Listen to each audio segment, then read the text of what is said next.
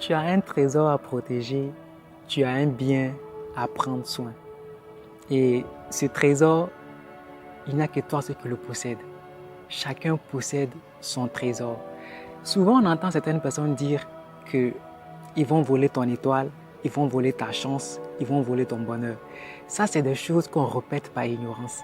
Parce que personne au monde ne peut, je dirais, soustraire ou alors voler la chance, voler l'étoile de qui que ce soit. Ce n'est pas possible. Il faut être l'homme le plus sorcier au monde. Tu ne peux pas voler l'étoile de qui que ce soit. Parce que chacun possède son trésor. Peut-être que tu ne sais pas de quoi il s'agit ou alors tu te poses la question, il parle de quel trésor? Oui, tu as un trésor. Écoute, assieds-toi tranquillement et écoute-moi avec tes oreilles. Ne m'écoute pas seulement avec tes oreilles physiques, mais écoute-moi avec tes oreilles spirituelles. Ouvre ton esprit et sois réceptif par rapport à ce que je vais te dire. Parce qu'aujourd'hui, dans cette vidéo, alors d'ailleurs, si c'est la première fois que tu découvres la chaîne Benefav Institute, bienvenue. Sur cette chaîne, nous partageons des informations, des connaissances véritables qui vont te permettre d'abord, toi, de te connaître, d'avoir le type de vie que tu veux et ensuite produire de la richesse. Parce que la richesse, frères et sœurs, c'est un devoir. Être heureux ou alors le bonheur, c'est un devoir. Ce n'est même pas seulement un droit, mais c'est au-delà même d'un droit. Je dirais même que c'est un devoir. Raison pour laquelle chacun, normalement, je crois fermement qu'il devrait être heureux et être riche. Et surtout, avoir, bon, peut-être que être riche, c'est trop dit, mais je veux dire, avoir ce dont il a besoin pour pouvoir survivre, pour pouvoir vivre, pour pouvoir mener une vie qu'il aimerait vivre. Et dans cette vidéo, comme je te disais, assieds-toi tranquillement et écoute-moi très bien. Ouvre tes oreilles spirituelles. Oui. S'il faut mettre une pause à cette vidéo, vas-y, fais-le. Mais sois dans un calme total. Et accorde-moi, s'il te plaît, toute ton énergie, accorde-moi toute ta concentration, juste quelques minutes, histoire de te faire comprendre ce que c'est que, ce trésor en question que tu possèdes. Tu te poses la question, tu te dis peut-être, il parle de quel trésor, je n'arrive même pas à joindre les deux bouts. Et lui, il surgit, on ne sait où là, pour nous parler de trésor. Oui, tu possèdes un trésor. Seulement que tu ne sais pas comment peut-être utiliser ce trésor.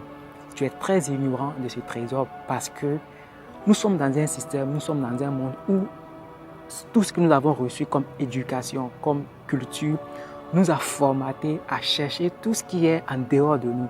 Du coup, quand il s'agit de nous, de qui nous sommes véritablement, nous ne savons rien. Mais vraiment, on ne sait absolument rien de nous. Pourtant, on connaît toutes les histoires des autres pays, on sait tout sur les autres. Parfois même, on connaît ou on maîtrise mieux la vie de notre frère que nous-mêmes notre vie. Et finalement, on ne sait absolument rien de nous. Alors que si tu ne te connais pas, si tu ne sais pas de quoi tu es capable, comment tu peux réellement utiliser tes dispositifs ou alors le potentiel que tu as? Ce trésor, il est à la fois fragile, à la fois solide. Il est fragile comme un œuf, il est aussi très solide comme une pierre. Mais tout dépend de la façon et de la manière dont on l'utilise pour pouvoir peut-être, je dirais, le magnétiser. Parce que ça se travaille, parce qu'il y a tout un boulot derrière pour ne pas qu'il reste comme un œuf, mais plutôt qu'il devienne solide comme une pierre. On ne peut rien échanger ce trésor contre quoi que ce soit. Ce trésor, même ta maison, tu ne peux pas l'échanger contre ce trésor. Même tes milliards, tu ne peux pas l'échanger contre ce trésor. Certainement, tu es en train de te dire, il va nous parler de la vie. Oui, ça fait partie de la vie, mais je parle d'un trésor que tout le monde possède. Et ce trésor, c'est votre monde intérieur. C'est ça le trésor. C'est ça votre chambre secrète. C'est ça le laboratoire où tout se perd. Le bonheur, la santé, la misère, l'ignorance, tout vient de ce monde intérieur qui est le trésor. Il faut savoir que tu as un trésor. Le plan ou alors la vie que tu vis, que tu mènes, peut-être que tu ne te plais pas ou cette vie que tu mènes ne te plaît pas. Mais consciemment comme inconsciemment, c'est toi qui as occasionné les résultats que tu as aujourd'hui. Alors, il est très important de chercher à savoir quels sont les éléments qui composent ce monde intérieur, qui composent cette chambre secrète. Parce que dis-toi bien que ce monde intérieur qui est en toi là, c'est ta chambre secrète. C'est ton laboratoire où tout se crée, où tout se fabrique, où tout s'invente. Il est très important toi aussi de vraiment chercher à maîtriser ce trésor qui est ton monde intérieur. Parce que tout s'opère là-bas. Parce que c'est un laboratoire. C'est là que tous les plans se conçoivent. Vous voyez, tout ce qui nous entoure a été d'abord pensé dans notre monde intérieur. Même l'architecte qui construit des buildings, il conçoit d'abord le plan dans son monde intérieur, la partie invisible qui est son monde intérieur. C'est là que tout se conçoit avant d'être manifeste, avant de commencer physiquement à tracer les plans.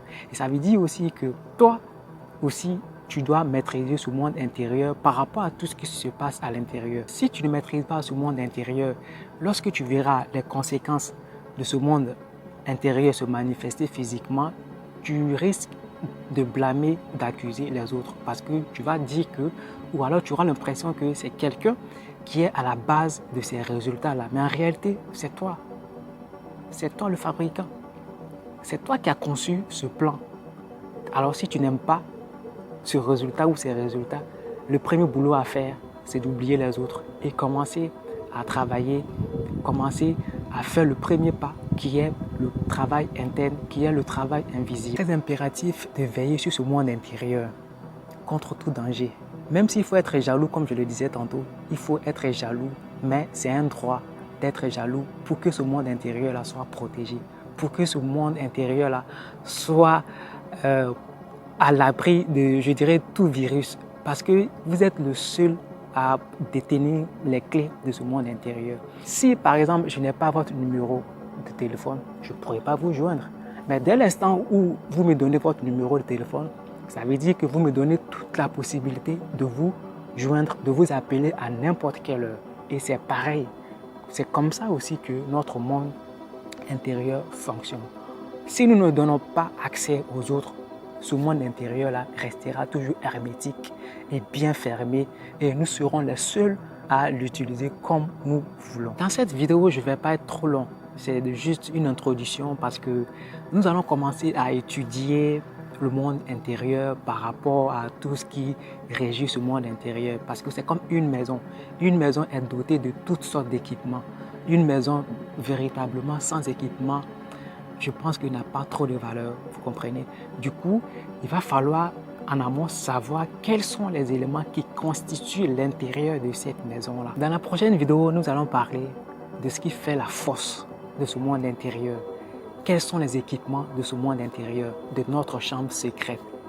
PENIFAV Institute, vous savez, notre devoir.